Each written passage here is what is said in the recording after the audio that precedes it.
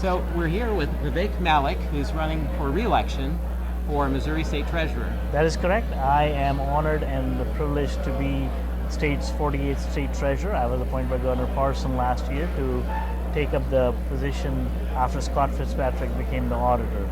And I'm running for a full term this coming August. What have you learned as treasurer that you didn't anticipate? When I took office, I had a fair idea what the treasurer's job is, but I did not know till I took the office on January 17th that the treasurer's office is probably the most benevolent office of the whole administration.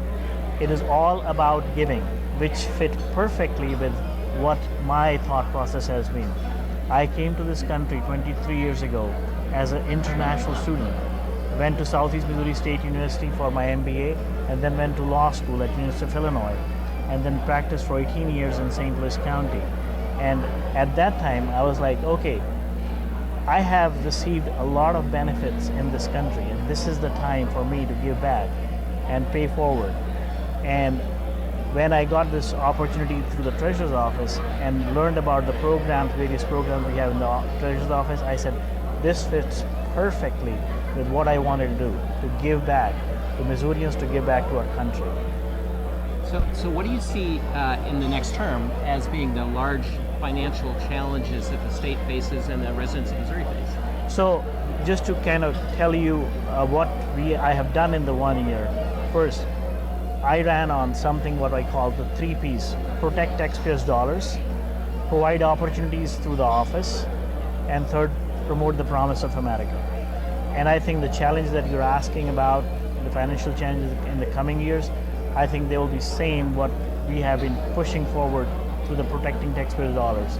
I also sit on the Mosher's board, and I was the first person to push back and make sure that we are divested from China.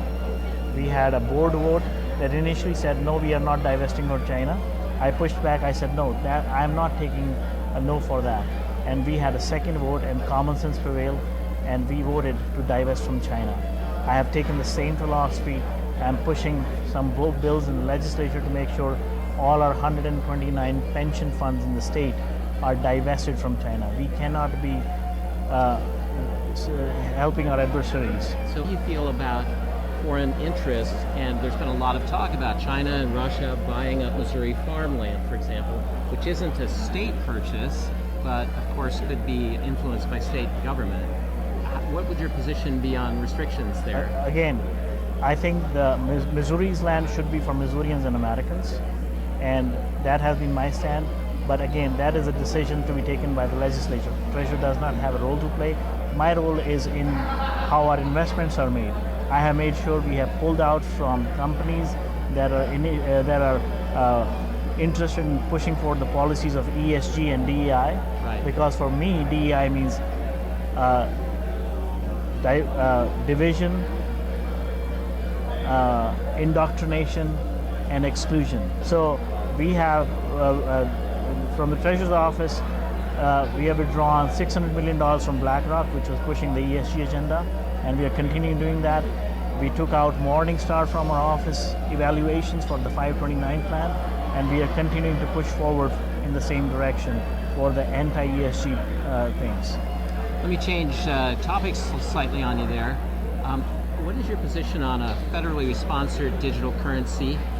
I do not think that is a good idea. As treasurer, I will not be accepting that, and we will maintain our current currency that we are doing.